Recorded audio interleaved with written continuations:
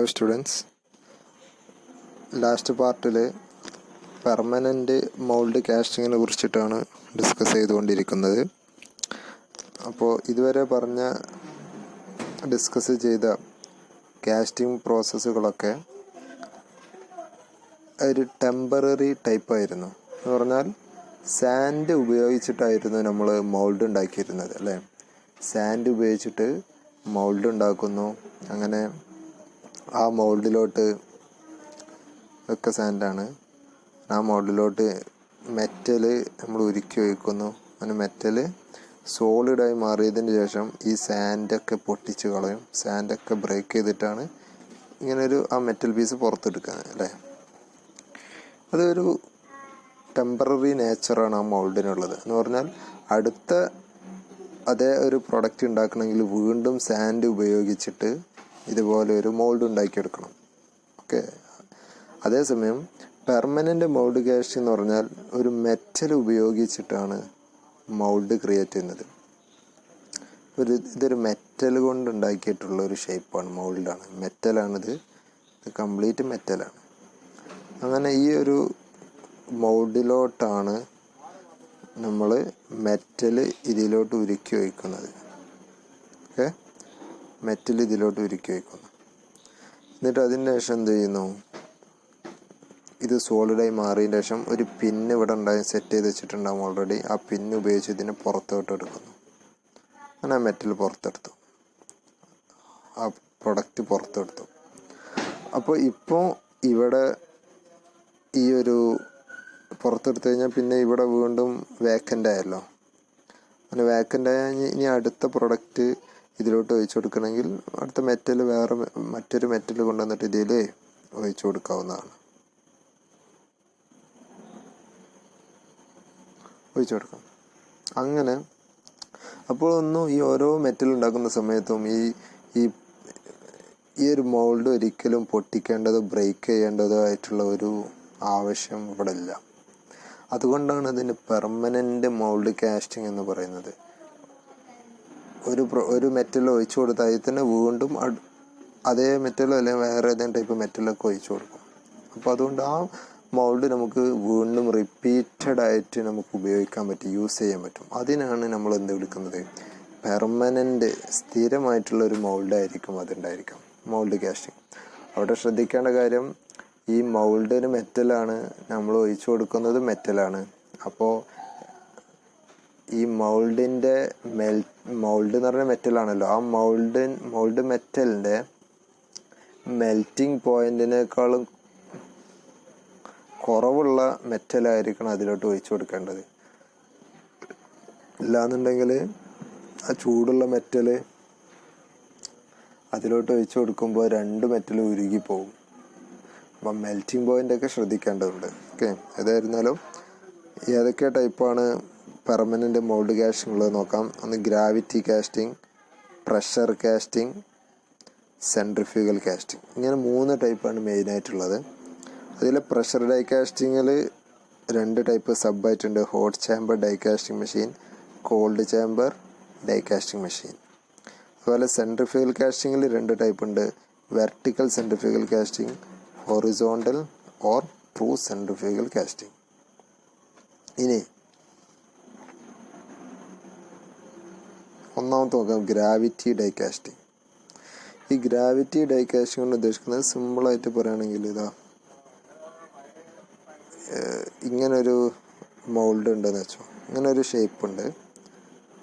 ആ ഷേപ്പിലോട്ട് നമ്മൾ എന്ത് ചെയ്യുന്നു?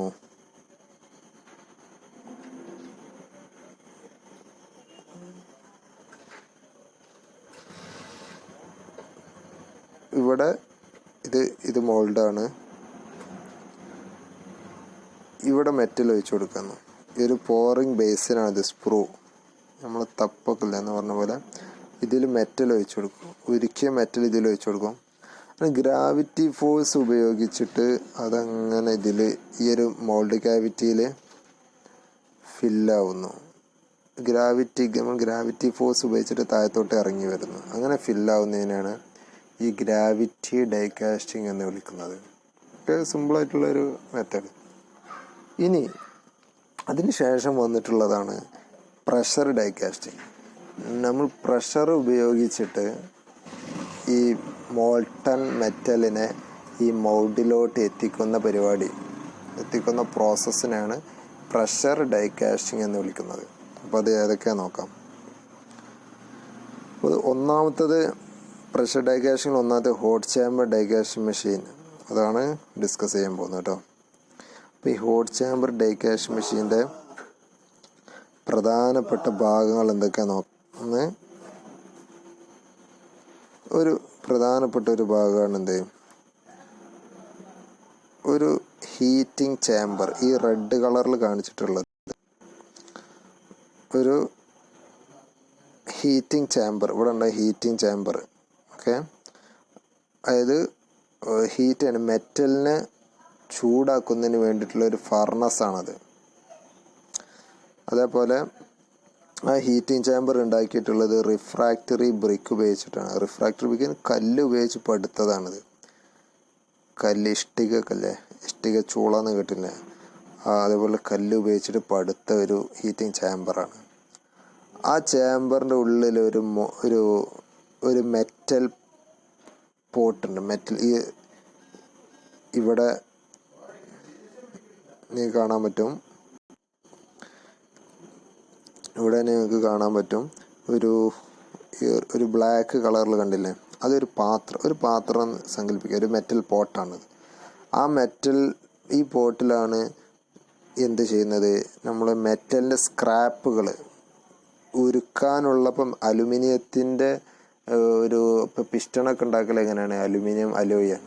അങ്ങനെ ഇപ്പോൾ ഒരു അലുമിനിയത്തിൻ്റെ ഒരു ബ്ലോക്ക് ഉണ്ടാക്കണമെന്ന് വെച്ചാൽ, അങ്ങനെയാണെങ്കിൽ അലുമിനിയത്തിൻ്റെ ചെറിയ കട്ടകൾ, ചെറിയ പീസുകൾ, അലുമിനിയത്തിൻ്റെ മെറ്റലാണ് കേട്ടോ. ആ അലുമിനിയം മെറ്റലിൻ്റെ പീസുകൾ ഈ പാത്രത്തിൽ നിറച്ച് വെക്കും. അങ്ങനെ നിറച്ച് വെച്ചതിന് ശേഷം ഇവിടെ നിന്ന് ബേർണറുണ്ട്, ഒരു ബേർണറിന് ഹീറ്റ് ചെയ്യാൻ തീ കൊടുക്കുമ്പോൾ ഇവിടെയുള്ള ഫ്യൂവലോ എന്തെങ്കിലും ചാർക്കോളോ മറ്റൊക്കെ ഉപയോഗിച്ചിട്ട് ഇവിടെ കത്തിക്കും. അതാണ് ഫർണസ് അല്ലേ. അങ്ങനെ കത്തിച്ചിട്ട് ഇതിനെ ചൂടാക്കും. ഈ പാത്രത്തിൽ ചൂടാക്കുമ്പോൾ എന്ത് സംഭവിക്കും, ഇവിടെയുള്ള നമ്മൾ നേരത്തെ ഫില്ല് ചെയ്തിട്ടുള്ള അലുമിനിയത്തിൻ്റെ എല്ലാ മെറ്റൽ സ്ക്രാപ്പുകളും മെറ്റൽ പീസുകളൊക്കെ അത് ചൂടായിട്ട് അത് ഉരുകാൻ തുടങ്ങും.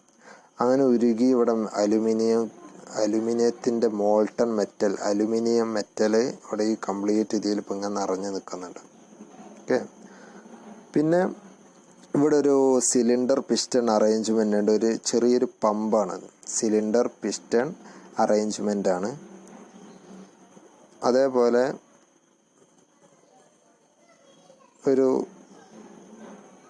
ഒരു പാസേജ് ഇവിടെ കാണാൻ പറ്റും ഞങ്ങൾക്ക്.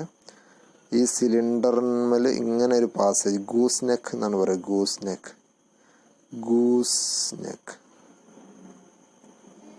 ഗൂസ് നെക്ക് ഈ ഒരു ഭാഗത്തിന് പറഞ്ഞ പേരാണ് ഗൂസ് നെക്ക്. പിന്നെ ഒരു വിളക്കുണ്ടല്ലോ, അലാവുദ്ദീൻ അത്ഭുത വിളക്ക് എന്ന് പറഞ്ഞ പോലെ, അങ്ങനെ ഒരു വിളക്കിൻ്റെ ഒരു ഷേപ്പാണ് ഈ ഒരു പാസേജിന് ഉണ്ടായിരിക്കാം. എന്നിട്ട് ഇവിടെ ഒരു ഡൈ കാണാൻ പറ്റും. ഡൈ എന്ന് ഉദ്ദേശിക്കുന്നത് നമ്മൾ ഏത് ഷേപ്പാണോ വേണ്ടത് ആ ഷേപ്പിലുള്ള 2 ഡൈ ആണ്. ഇപ്പോൾ ഇതിൽ എനിക്ക് 2 ഡൈ ഉണ്ട്. 2 ഡൈ ആണ് ഇവിടെ ഒറ്റ പീസാക്കിയിട്ടാണ് ഇവിടെ കൊടുത്തിട്ടുള്ളത്. ഇവിടെ ശ്രദ്ധിക്കുക, ഇവിടെ ഈ യെല്ലോ കളറിൽ കാണിച്ചിട്ടുള്ളത് ഒരു ഫിക്സഡ് ഡൈ ആണ്, അത് ഫിക്സഡ് ആണ്. അതേപോലെ ഈ ഒരു സെക്കൻഡ് ഹാഫ് ഇത് മറ്റൊരു ഡൈ ആണ് എന്ന് പറഞ്ഞാൽ, ഒന്നുകൂടി ക്ലിയർ ആക്കി പറയുകയാണെങ്കിൽ അതൊരു മൂവിങ് ഡൈ ആണ്. അത് ആദ്യമേ ഇങ്ങനെ വേർതിരിച്ചെടുക്കാൻ പറ്റും. ഓക്കെ, അപ്പോൾ അതെങ്ങനെയാണെന്ന് വെച്ചാൽ ഇങ്ങനെ സങ്കല്പിക്കാം കേട്ടോ. ഇങ്ങനെ വന്ന് ഇങ്ങനെ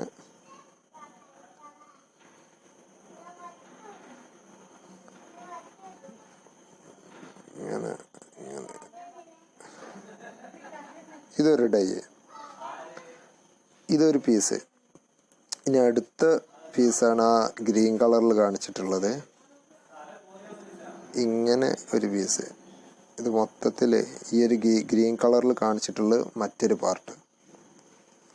അപ്പോൾ രണ്ടും കൂടി കൂട്ടി യോജിപ്പിക്കുമ്പോൾ എന്ത് സംഭവിക്കും? രണ്ടും കൂടി കൂട്ടി യോജിപ്പിക്കുമ്പോഴാണ് നമുക്ക് ഈ ഒരു റോസ് കളറിലൊരു ഭാഗം കാണിച്ചല്ലോ ഇവിടെ, ഇങ്ങനെ ഒരു യു മോഡല്, ഈ ഒരു ഷേപ്പ് ഉണ്ടല്ലോ, ആ ഒരു ഷേപ്പ് രണ്ടും കൂടി യോജിപ്പിക്കുമ്പോഴാണ് അങ്ങനത്തെ ഒരു ഷേപ്പ് ഉണ്ടായിരിക്കുക. ഓക്കെ, അപ്പോൾ ഒന്ന് ഫിക്സ്ഡ് ആണ്, ഒന്ന് മൂവിങ് ഡൈ ആണ്. അത് തമ്മിൽ അങ്ങോട്ടും ഇങ്ങോട്ടും വേർതിരിക്കാൻ പറ്റും. അപ്പോൾ നമ്മൾ ആ ഒരു യു ഷേപ്പ് ഇങ്ങനെയാണ് അതിൻ്റെ ഷേപ്പ് വരുന്നത്. നമുക്ക് ഇങ്ങനത്തെ ഒരു പ്രൊഡക്റ്റാണ് ഇവിടെ വേണ്ടത്. ഈ റോസ് കളറിൽ കാണിച്ചിട്ടുള്ളത് കണ്ടാൽ നമുക്ക് മനസ്സിലാവും, പിങ്ക് കളറിൽ കാണിച്ചിട്ടുള്ളത് കണ്ടാൽ മനസ്സിലാവും. ഇങ്ങനെ ഒരു പ്രൊഡക്റ്റാണ് നമുക്ക് വേണ്ടത്.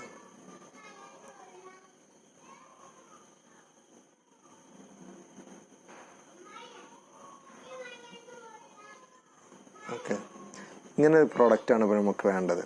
അപ്പോൾ അതിന് വേണ്ടിയിട്ട് 2 പീസായിട്ടാണ് കൊടുത്തിട്ടുള്ളത്. ഇവിടെ ഇങ്ങനൊരു ഡൈയും ഇവിടെ ഇങ്ങനൊരു ഡൈയും. ആ 2 പീസും കൂടി യോജിപ്പിക്കുമ്പോഴാണ് നമുക്ക് ആ ഒരു ഷേപ്പ്, യു ഷേപ്പല്ല, സി ഒരു ഷേപ്പുള്ള ഒരു പ്രൊഡക്റ്റ് കിട്ടും. ഓക്കെ, അപ്പോൾ ഇവിടെ എന്താ ചെയ്യുന്നത്? ഇവിടെ നമ്മൾ എന്ത് ചെയ്തു? ബേർണർ ഉപയോഗിച്ചിട്ട് കത്തിച്ചു. അങ്ങനെ കത്തിച്ചിട്ട് അലുമിനിയത്തിൻ്റെ മെറ്റൽ ഇവിടെ അലുമിനിയത്തിന് ഉരുക്കിയെടുത്തു.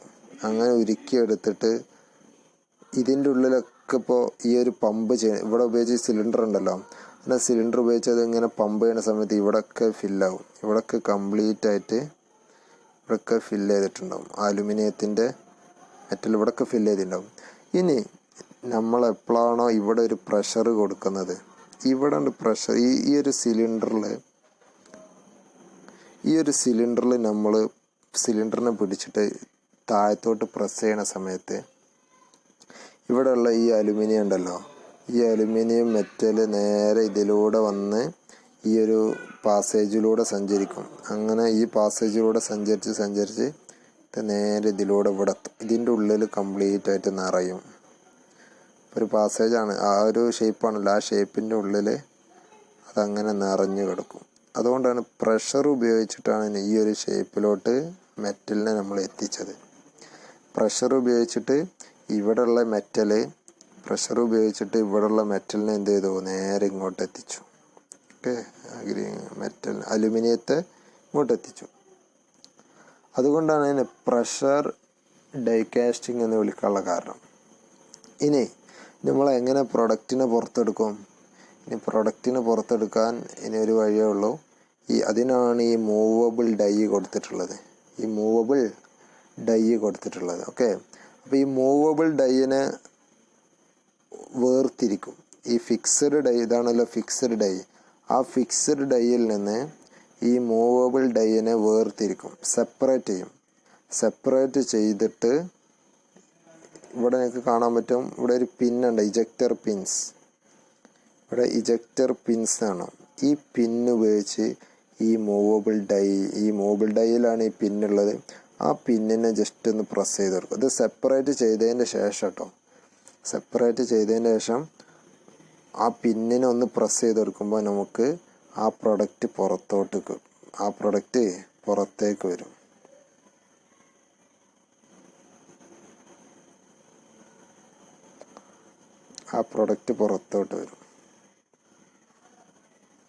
ഇങ്ങനെ നമുക്ക് പ്രൊഡക്റ്റ് കിട്ടും.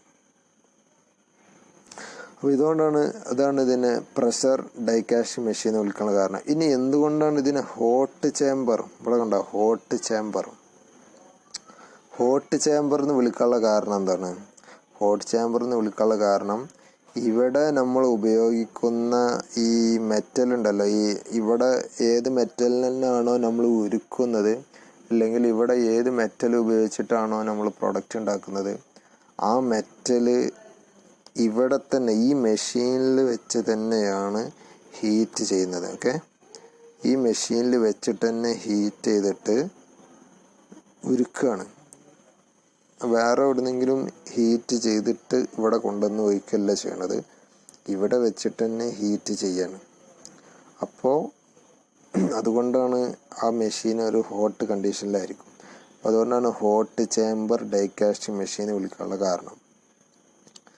അപ്പോൾ ഈ ഹോട്ട് ചേമ്പർ ഡൈ കാസ്റ്റിംഗ് മെഷീനൊക്കെ ഉപയോഗിക്കുന്നത് ഈ മെൽറ്റിംഗ് പോയിൻ്റൊക്കെ കുറഞ്ഞ ഹീറ്റ് കൊണ്ട് തന്നെ ഉരുകുന്ന മെറ്റലൊക്കെ ഈ ഒരു മെഷീനിൽ ഉപയോഗിച്ചിട്ട് തന്നെ ഇവിടെ വെച്ചിട്ട് തന്നെ ഉരുക്കിയിട്ട് നമുക്ക് ഉപയോഗിക്കാൻ പറ്റും. അതേസമയം വളരെ അധികം ടെമ്പറേച്ചറൊക്കെ വേണ്ടി വരുന്ന ചില മെറ്റലുകളുണ്ട് ഉരുകാൻ വേണ്ടിയിട്ട്. അപ്പോൾ ഈ മെഷീൻ ഇവിടെ വെച്ചിട്ട് കാര്യമില്ല, അതിന് സ്പെഷ്യലായിട്ട് മറ്റു ഫർണസുകളും മറ്റു കാര്യങ്ങളൊക്കെ വേണ്ടി വരും. അപ്പോൾ മറ്റൊരു സ്ഥലത്ത് വെച്ചിട്ട് ഹീറ്റ് ചെയ്ത് അത് എന്നിട്ട് ഇവിടെ കൊണ്ടുവന്ന് ഒഴിച്ചു കൊടുക്കുന്നു. ഇവിടെല്ല ഇതേപോലെ ഒരു പ്രഷർ കൊടുക്കാൻ പറ്റുന്ന ഒരു മെഷീനിൽ ഒഴിച്ചു കൊടുക്കുന്നു. അതാണ് നമ്മൾ നെക്സ്റ്റ് അടുത്ത് പഠിക്കുന്നത്, cold chamber die casting machine. സംഭവം രണ്ടും ഒരേ മെഷീൻ തന്നെയാണ്. പക്ഷെ ഇവിടെ ഒരു വ്യത്യാസമുള്ളത്, വേറെ എവിടുന്നെങ്കിലും മെറ്റലിനെ ഉരുക്കിയിട്ട് ഈ ഒരു മെഷീൻ്റെ കൂടെ അല്ല അതുള്ളത്, വേറെ ഏതെങ്കിലും ഒരു ഫർണസ് ഉപയോഗിച്ചിട്ട് ആ മെറ്റലിനെ ഉരുക്കുന്നു. അങ്ങനെ ആ മെറ്റലിനെ ഉരുക്കിയിട്ട് ഇവിടെ കൊണ്ടുവന്ന് ഒഴിച്ചു കൊടുക്കുന്നുണ്ടോ, ഒരു ലാഡിൽ ഈ മെറ്റലിനെ ഇവിടെ കൊണ്ടുവന്നിട്ട് ഒഴിച്ചു കൊടുക്കും. അങ്ങനെ ഒഴിച്ചു കൊടുത്തിട്ട് ഇവിടെ ഒരു പ്ലഞ്ചർ കാണാം. പ്ലഞ്ചർ ഒരു പിസ്റ്റണും ഒരു പുഷ് റോഡും, നിങ്ങൾ സിറിഞ്ചൊക്കെ കണ്ടിട്ടില്ല, അതേപോലെ ഇവിടെ കൊണ്ടുവന്നിട്ട് മെറ്റൽ ഒഴിച്ചു കൊടുക്കും. അങ്ങനെ മെറ്റൽ ഒഴിച്ചു കൊടുത്തിട്ട് ഇവിടെ ഈ പ്ലഞ്ചറിനൊന്ന് പ്രസ് ചെയ്യും. പ്രസ് ചെയ്യുമ്പോൾ ആ മെറ്റൽ ഇതിലൂടെ ഇങ്ങോട്ട് വന്ന് ഇതെന്താണ്, ഇത് നേരത്തെ പറഞ്ഞ പോലെ രണ്ട് ഡൈ ആണിത്. രണ്ട് ഡൈ ആണ്. അപ്പോൾ ഇത് മൂവബിൾ ഡൈ ആണ്, ഇത് മൂവബിൾ ആണ്, ഇത് ഫിക്സഡ് ആണ്. ഒന്ന് മൂവബിളും ഒന്ന് ഫിക്സഡും ആണ്. ഓക്കെ. അപ്പോൾ എന്നിട്ട് ആ മെറ്റലിന് ഇവിടെ ഒഴിച്ചു കൊടുക്കുന്നു. അങ്ങനെ ഒഴിച്ചു കൊടുത്തിട്ട് ഇവിടെ വെച്ചിട്ട് ഒന്ന് പ്രസ് ചെയ്യുമ്പോൾ ഈ മെറ്റൽ നേരെ ഇതിലൂടെ വന്നിട്ട് ഇവിടെ ഈ കംപ്ലീറ്റ് ആയിട്ട് ഇതിലുള്ളിലൊക്കെ ഫില്ലാകും. ഇവിടെ ഏത് ഷേപ്പ് കൊടുത്താലും കുഴപ്പമില്ല, ആ ഒരു ഷേപ്പ് എനിക്ക് വേണമെന്നുണ്ടെങ്കിൽ ഇപ്പം ഇങ്ങനെ ഒരു ഷേപ്പ് കൊടുക്കാം, പ്രശ്നം ഏത് സിമ്പിളായിട്ടുള്ളൊരു ഷേപ്പ് നമുക്ക് കൊടുക്കാം. അങ്ങനെ ആ ഷേപ്പിലുള്ള ഒരു പ്രൊഡക്റ്റ് നമുക്ക് പുറത്തോട്ട് കിട്ടുന്നു. അപ്പോൾ അതുകൊണ്ട് കോൾഡ് ചേമ്പറിന് വിളിക്കാനുള്ള കാരണം അത് വേറെ എവിടെന്നെങ്കിലും ഹീറ്റ് ചെയ്തിട്ട് ഇവിടെ കൊണ്ടുവന്ന് ഒഴിക്കുകയാണ് ചെയ്യുന്നത്. ഓക്കെ. ഇനി അടുത്ത പ്രോസസ്സാണ് സെൻട്രിഫ്യൂഗൽ കാസ്റ്റിംഗ് ആണ് അടുത്തത്. പെർമനൻ്റ് കാസ്റ്റിങ്ങിൽ പറയാനുള്ളത് സെൻട്രിഫ്യൂഗൽ കാസ്റ്റിംഗ്. അത് വെർട്ടിക്കൽ സെൻട്രിഫ്യൂഗൽ കാസ്റ്റിംഗ് ഉണ്ട്, ഹൊറിസോണ്ടൽ അല്ലെങ്കിൽ ട്രൂ സെൻട്രിഫ്യൂഗൽ കാസ്റ്റിംഗ് ഉണ്ട്. ഇതിൽ വെർട്ടിക്കൽ സെൻട്രിഫ്യൂഗൽ കാസ്റ്റിംഗ് എന്നതുകൊണ്ട് ഉദ്ദേശിക്കുന്നത് ഇപ്പം നമുക്കൊരു സിമ്മട്രിക്കലായിട്ടുള്ളൊരു ഷേപ്പ് ഉണ്ടാക്കിയെടുക്കണമെന്ന് വെച്ചാൽ, നമുക്കൊരു ഉദാഹരണം പറയുകയാണ്, വീട്ടിലൊക്കെ കറിക്കൊക്കെ വേണ്ടി ഉപയോഗിക്കുന്ന ഒരു സ്റ്റീൽ പാത്രമല്ലേ, ഇങ്ങനെ സ്റ്റീൽ പാത്രം ഉണ്ടാവില്ല, അങ്ങനെ കറിക്കൊക്കെ കൊണ്ട് ഉപയോഗിക്കുന്നത്. അപ്പോൾ അതിന് രണ്ട് കഷ്ണം ഇങ്ങനെ ആക്കിയാൽ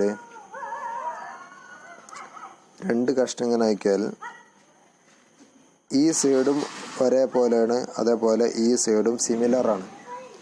ഒരേ രീതിയിലുള്ള ഷേപ്പാണ് നമുക്ക് കിട്ടല്ലേ, അതിനാണ് നമ്മൾ സിമ്മട്രിക്കൽ ഷേപ്പ്. ഒന്നിൻ്റെ മിറർ ഇമേജ് ആയിരിക്കും മറ്റത്. അപ്പം അങ്ങനെയുള്ള പ്രൊഡക്റ്റുകളൊക്കെ വളരെ എളുപ്പത്തിൽ നിങ്ങൾക്ക് ഇതേപോലുള്ള സെൻട്രിഫ്യൂഗൽ കാസ്റ്റിംഗ് ഉപയോഗിച്ചിട്ട് ഉണ്ടാക്കിയെടുക്കാൻ പറ്റും. അപ്പോൾ അതാണ് ഈ ഒരു കാസ്റ്റിംഗ് മെത്തേഡ്. ഇതിൽ എന്താ ചെയ്യണമെന്ന് വെച്ചാൽ ഒരു പോട്ട്, അതായത് മെറ്റൽ ഒഴിക്കാനുള്ള ഒരു ഭാഗമാണത്. മെറ്റൽ ഒഴിക്കാൻ വേണ്ടിയിട്ടുള്ള ഒരു മെറ്റൽ പോട്ടാണിത്. ആ മെറ്റൽ പോട്ടിൻ്റെ പ്രത്യേകത, ആ മെറ്റൽ പോട്ട് കറങ്ങിക്കൊണ്ടിരിക്കുകയാണ്. മെറ്റൽ പോട്ട് ഹൈ സ്പീഡിൽ ഇങ്ങനെ കറങ്ങിക്കൊണ്ടിരിക്കുകയാണ്. അങ്ങനെ കറങ്ങിക്കൊണ്ടിരിക്കുന്ന ആ ഒരു മെറ്റൽ പോട്ടിലോട്ടാണ് നമ്മൾ എന്ത് ചെയ്ത് കൊടുക്കണമെന്ന് അറിയാം, ഇങ്ങനെ കറങ്ങിക്കൊണ്ടിരിക്കുന്ന മെറ്റൽ പോട്ടിലോട്ടാണ് ഇവിടെ ഈ മെറ്റൽ ഒഴിച്ചു കൊടുക്കുന്നത്. ഓക്കെ, ഇവിടേക്ക് കാണാൻ പറ്റും, ഇവിടെ മെറ്റൽ ഒഴിച്ചു കൊടുക്കുന്നുണ്ട്. ആ കറങ്ങിക്കൊണ്ടിരിക്കുന്ന മെറ്റൽ പോട്ടിലോട്ട് മെറ്റൽ ഒഴിച്ചു കൊടുക്കുമ്പോൾ അതതിൻ്റെ സെൻട്രിഫ്യൂഗൽ ഫോഴ്സ് കൊണ്ട് ചുറ്റിലും ഇങ്ങനെ പതിഞ്ഞു നിൽക്കും. ആ പാത്രത്തിൻ്റെ ചുറ്റിലും സെൻറ്ററിൽ ഒന്നുമില്ലാതെ അത് ആ മെറ്റൽ ഉരുക്കിയ മെറ്റലൊക്കെ ആ പാത്രത്തിൻ്റെ സൈഡിലോട്ട് ഇങ്ങനെ പറ്റി പിടിച്ച് നിൽക്കുന്ന പോലെ തോന്നും അല്ലേ? തോന്നില്ല, അങ്ങനെയാണ്. നിങ്ങൾക്കൊരു ബക്കറ്റിലൊക്കെ വെള്ളം എടുത്തിട്ട് ശക്തമായിട്ട് നിങ്ങളിങ്ങനെ കൈ ഉപയോഗിച്ച് റൊട്ടേറ്റ് ചെയ്താൽ ആ വെള്ളമൊക്കെ ബക്കറ്റിൻ്റെ ആ സൈഡിലോട്ട് പോകുന്ന കണ്ടിട്ടില്ലേ? എന്നതുപോലത്തെ ഒരു എഫക്റ്റ് വരും. എന്നിട്ട് അത് എത്ര തിക്നെസ്സാണ് നമുക്ക് വേണ്ടത്, ആ മെറ്റലിൻ്റെ തിക്നെസ് എത്രയാണോ വേണ്ടത് അതുവരെ നമ്മൾ മെറ്റൽ ഒഴിച്ചു കൊടുക്കും. അത് സ്പീഡും അതുപോലെ കൺട്രോൾ ചെയ്യും. എന്നിട്ട് അതിന് ശേഷം മെറ്റൽ ഒഴിച്ചു കൊടുക്കുന്നത് നിർത്തിയതിന് ശേഷം എപ്പോഴാണോ അത് സോളിഡായി മാറുന്നത് അതുവരെ ഇങ്ങനെ കറക്കിക്കൊണ്ടിരിക്കും. ഒരു നിശ്ചിത സ്പീഡിൽ ആ ഒരു ഈ ഒരു പോട്ടിനെ, ആ ഒരു പാത്രത്തെ ഇങ്ങനെ കറക്കിക്കൊണ്ടിരിക്കും. അങ്ങനെ സോളിഡായി മാറിയതിൻ്റെ ശേഷം മാത്രം ആ റൊട്ടേഷൻ നിർത്തിയിട്ട് അതിൽ നിന്ന് പാത്രം പുറത്തെടുക്കും. അതിൽ നിന്ന് നമുക്ക് വേണ്ട ആ പ്രൊഡക്റ്റ് പുറത്തെടുക്കും. അപ്പോൾ ഇവിടെ കിട്ടുക ഈ ഒരു ഷേപ്പിലുള്ളൊരു പ്രൊഡക്റ്റ് ആയിരിക്കും നമുക്ക് കിട്ടുക. അങ്ങനെ ആ ഒരു സ്പീഡ് കൊണ്ടും നമ്മൾ ഉപയോഗിച്ചിരിക്കുന്ന പാത്രത്തിൻ്റെ ഷേപ്പ് കൊണ്ടാണ് അങ്ങനെ ആവുന്നത്. ഓക്കെ, അപ്പോൾ അതാണ് വെർട്ടിക്കൽ സെൻട്രിഫ്യൂഗൽ കാസ്റ്റിംഗ് എന്ന് വിളിക്കാനുള്ള കാരണം. വെർട്ടിക്കൽ സെൻട്രിഫ്യൂഗൽ കാസ്റ്റിംഗ് കാരണം ഇവിടെ ഈ ഒരു വെസൽ നിൽക്കുന്നത് വെർട്ടിക്കൽ ഷേപ്പിലാണ്, എന്നാൽ ഈ ഒരു ഷേപ്പിലാണ്. അതേപോലെ തന്നെ വെർട്ടിക്കൽ ആക്സിസിന് എബോട്ടായിട്ടാണ് ആ ഒരു പാത്രം ഇങ്ങനെ കറങ്ങിക്കൊണ്ടിരിക്കുന്നത്. ഇനി മറ്റൊന്നുണ്ട്, ഹൊറിസോണ്ടൽ അല്ലെങ്കിൽ true centrifugal casting. Horizontal or true centrifugal casting ഇത് എവിടെ ഉപയോഗിക്കുന്ന നിങ്ങൾക്ക് ഈ ചില വലിയ വലിയ പൈപ്പ് ലൈനൊക്കെ ഉണ്ടല്ലേ, ഈ ജപ്പാൻ കുടിവെള്ള പദ്ധതിൻ്റെ ഒക്കെ വലിയ വലിയ മെറ്റലിൻ്റെ പൈപ്പുകളൊക്കെ, അങ്ങനെ മെറ്റൽ പൈപ്പുകളൊക്കെ ഉണ്ടാക്കിയെടുക്കുന്നത് ഈ ഒരു സെൻട്രിഫ്യൂഗൽ കാസ്റ്റിംഗ് ഉപയോഗിച്ചിട്ടാണ്. അത്തരത്തിലുള്ള ഈ പൈപ്പ് കൺസ്ട്രക്ഷൻ, അതുപോലെ വണ്ടിൻ്റെ പ്രൊപ്പല്ലർ ഷാഫ്റ്റ് കണ്ടിട്ടുണ്ടാവും. പ്രൊപ്പല്ലർ ഷാഫ്റ്റ്, ആ പ്രൊപ്പല്ലർ ഷാഫ്റ്റുകളൊക്കെ ഉണ്ടാക്കിയെടുക്കുന്നത് ഈ ഒരു സെൻട്രിഫ്യൂഗൽ കാസ്റ്റിംഗ് ഉപയോഗിച്ചിട്ടാണ്. അതെങ്ങനെയാണെന്ന് വെച്ചാൽ ഇവിടെ നോക്കാം. ഇവിടെ വലിയൊരു പൈപ്പിൻ്റെ ഒരു ഷേപ്പിലുള്ള ഒരു ഒരു ഭാഗം ഇവിടെ ഉണ്ട്. ഇങ്ങനെ ഒരു ഹോളോ പാർട്ട്. ആ ഹോളോ പാർട്ട് ഇവിടെ ഒരു മോട്ടറുമായിട്ട് കണക്ട് ചെയ്തിട്ടുണ്ട്. മോട്ടറും ഗിയറും ആയിട്ട് കണക്ട് ചെയ്തിട്ടുണ്ട്. അപ്പോൾ ആ ഹോളോ പാർട്ടിൻ്റെ ഒരെൻഡ് ക്ലോസ് ചെയ്തിട്ടുണ്ട്. എന്നിട്ട് അതിങ്ങനെ കറങ്ങിക്കൊണ്ടിരിക്കുകയാണ്. ഒരു സിലിണ്ടർ, ഒരു ബക്കറ്റ് ഇങ്ങനെ ചെരിച്ച് വെച്ചിട്ട് ഇങ്ങനെ ഒരു നീണ്ട ബക്കറ്റ് ചെരിച്ച് വെച്ചിട്ട് ഇങ്ങനെ കറങ്ങിക്കൊണ്ടിരിക്കുകയെന്ന് വെച്ചോ, ആ ഒരു അവസ്ഥ. അതിലെന്ത് ചെയ്യുന്നറിയോ, അങ്ങനെ നല്ല സ്പീഡിൽ ഇങ്ങനെ കറങ്ങിക്കൊണ്ടിരിക്കുന്ന ഇടയിൽ ആ ഒരു മോൾട്ടൺ മെറ്റൽ ഇതിലോട്ട് ഇങ്ങനെ ഒഴിച്ചു കൊടുക്കും. മോൾട്ടൺ മെറ്റൽ ഈ ഒരു കറങ്ങിക്കൊണ്ടിരിക്കുന്ന ആ ഒരു മൗൾഡ്, അതാണ് മൗൾഡ്. ആ മൗൾഡിലോട്ട് ഇങ്ങനെ ഒഴിച്ചു കൊടുക്കും. അങ്ങനെ മൗൾഡിലോട്ട് ഒഴിച്ചു കൊടുക്കുമ്പോൾ നേരത്തെ പറഞ്ഞ പോലെ സെൻട്രിഫ്യൂഗൽ ഫോഴ്സ് വഴി പിന്നെ ഇത് ഫുള്ളും ആ പാത്രത്തിന് ചുറ്റുമായിരിക്കും അതങ്ങനെ പറ്റി പിടിച്ച് നിൽക്കും. ആ ഒരു പാത്രം എന്ന് പറഞ്ഞാൽ ആ ഒരു റൗണ്ട് പീസ്, ആ റൗണ്ട് സിലിണ്ടറിൻ്റെ ചുറ്റിലും ഇങ്ങനെ പറ്റി പിടിച്ചിരിക്കും. അതൊരു 3D ഫിഗർ വരക്കുകയാണെന്നുണ്ടെങ്കിൽ ഇപ്പോൾ ഞങ്ങൾക്ക് ഇങ്ങനെയാണെന്ന് വെച്ചോ, ഇതാ ആ സിലിണ്ടറാണ്. ഓക്കെ, ഇതാ സിലിണ്ടറാണ്, ഇങ്ങനെയാണ് ഉണ്ടാവുക.